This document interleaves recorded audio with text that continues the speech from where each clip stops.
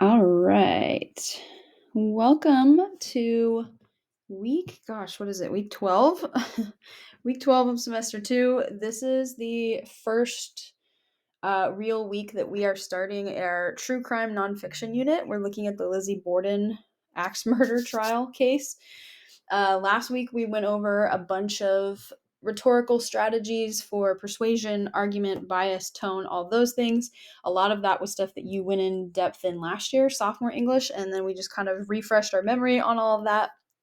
This week, we are going to start the trial, if you will.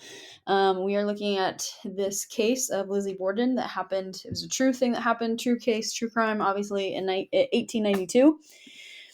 These are kind of our learning objectives. And then we have our essential questions that we're going to look over the next handful of weeks. So this was, all of these slides are showing you the notes that we took, just going over the difference between argument and persuasion, ethos, pathos, logos. We're just going to skip past through all that. That was notes that we took last week. We went over logical fallacies. Yep. And then, oops, I am in the wrong slideshow. Hold on one second. So we went over all of those notes and kind of recapped what it looks like to be persuasive and to use strategies that are going to be convincing for people when you're trying to make an argument or a claim. And we're going to connect all of those things to, trying to get the right slideshow. Here we go. We're going to connect all of those things to this true crime trial and to see if we can identify in a real life source, a real life case, what persuasion and bias and tone can look like. So today we're going to take some notes. The first day, which would be Monday and Tuesday, we're going to take notes. These notes are going to be, what we're going to do this unit is going to be kind of divided. Most of it's actually going to be on paper, and then a little tiny bit of it is going to be online. So this bio breakdown that we're going to do is going to be on paper. So if you are gone, you'll just have to do this later. The following things that I'm going to show you are biographical context on the person of interest in our true crime murder. You're just going to write some notes so that we have background information. So this is Lizzie Borden. She was born in 1860 in Fall River, Massachusetts, which is where she lived kind of all her life. Her family we know of, Andrew Borden is her father. Mrs. Borden, we don't know her first name, but Mrs. Borden is her stepmom, and then Emma Borden is her older sister. And then the financial status of her and this family is middle working class. Other information we need to know. Lizzie and Emma, their biological mom, so Mr. Borden's first wife, died when they were very young. So for the majority of their lives, they were raised by their dad and their stepmom. And they did not have a good relationship with their stepmom. It was very contentious, and there was lots of arguments about money involved. They didn't really like her too much. And Lizzie was living with her parents, her dad and her stepmom, still at the age of 32, because at that point in time, in terms of like culture and society, if you were a single woman, you were not to be living on your own. It just was not seen as proper, so she was still living at home at that time. So the murder itself, let's look at some context before we actually read the first article. What we do know, and this is not going to spoil anything, you're going to get this and it'll be fine. This is just background context I want you to know before we read. The murder occurred on August 4th, 1892. Andrew Borden, that's Lizzie's dad, and Mrs. Borden, her stepmom, were both hacked to death by an axe or a hatchet. The murder occurred at the Borden household. Andrew Borden had been struck 10 or 11 times while taking a nap on the sofa, and Mrs. Borden had been struck more than that, about 19 times while making the bed in the guest bedroom upstairs. Only 2 people were home at the time of the murder, Lizzie and then their housemaid, a servant girl named Sullivan. So on our first day of school this week, which would be Monday and Tuesday, we are going to read article number 1. This was published August 4th, 1892, the same day that the murder occurred, and it was in the Fall River Herald. As you are reading, you are going to take notes and annotate and write in the margins on your physical copy of the article. You're all going to get one.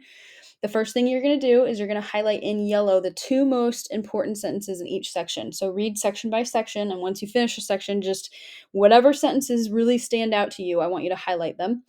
And then as you are going along, you're going to circle any vocabulary words that you don't know what they mean, because this is a very old case. It's a very old article. There is a lot that is kind of unfamiliar to us because it's Old English. I mean, this is way over 100 years ago. So circle any vocabulary words you don't know, and then you're going to look them up and write the definition in your own words on the margins of your paper.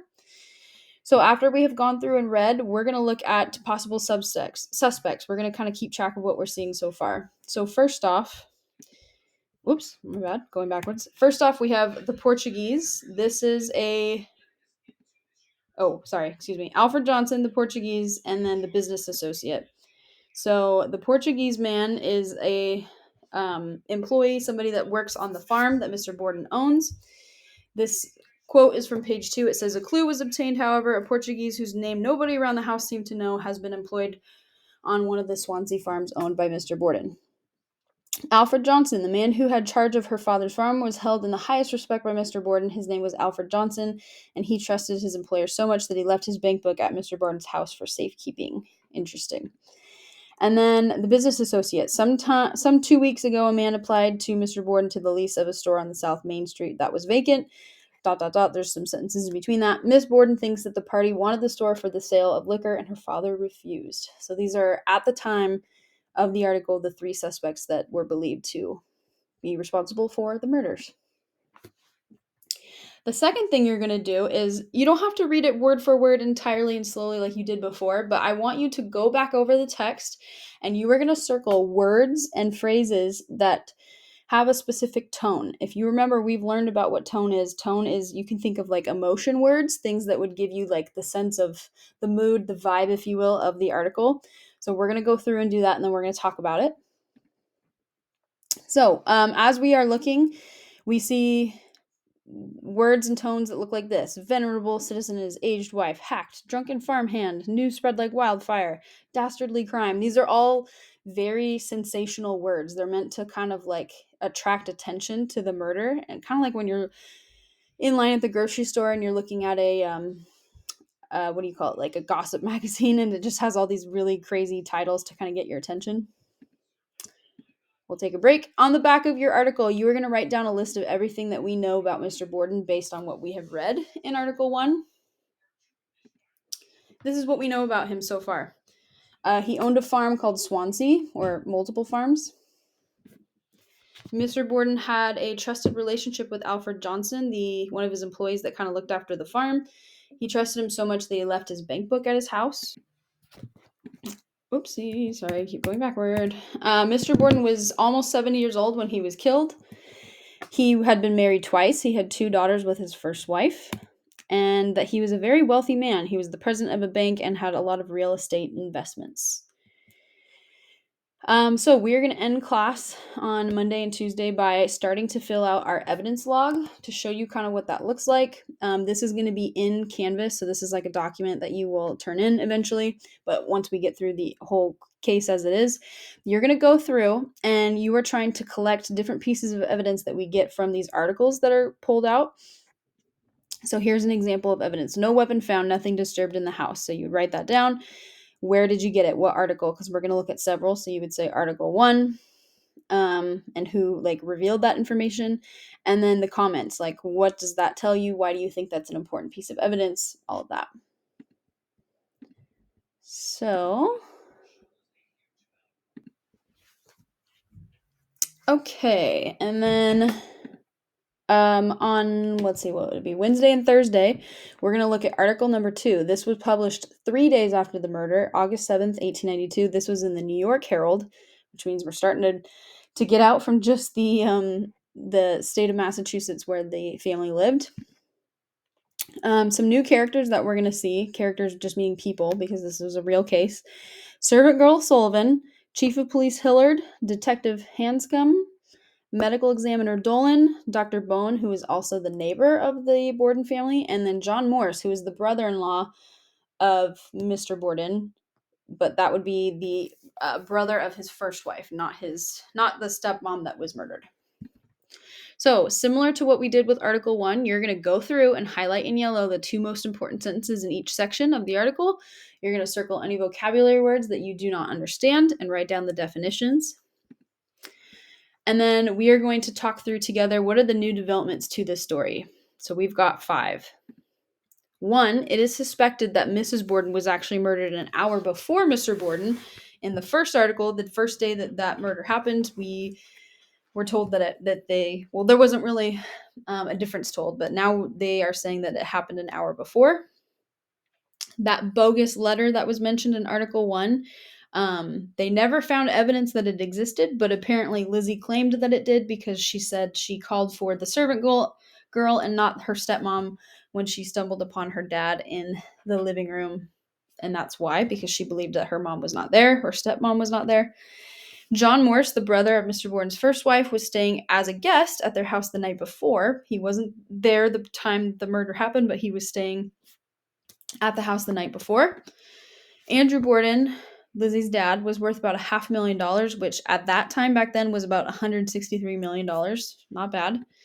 And then we learned that Lizzie was kind of weird. She seemed fine after the murder of Mr. and Mrs. Borden, just didn't really seem to comment, and she seemed calm is what they described her to be.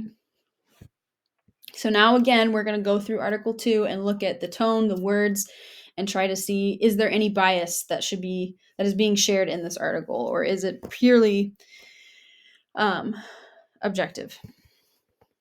So, tone and words and phrases, like what are words and phrases that are used to make this article seem a little bit more biased in judgment?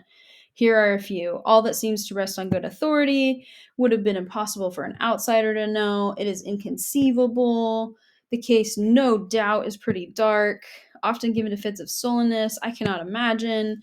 These are all words that they're not, they're very opinion based and not based in factual information or anything that is just kind of like immovable. So we are led to believe that this article is building up a lot of speculation and is a lot more biased.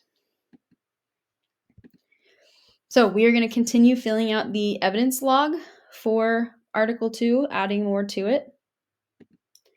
And then the last thing we're going to do in class is that you are going to write down on the back of your article number 2, you're going to write down 3 suspicions that you have about the case now that we have learned more info. I think it's interesting that blank. I am curious why blank. I think blank is the real suspect because blank. And that is how we are going to end this week. If you have any questions, please let me know.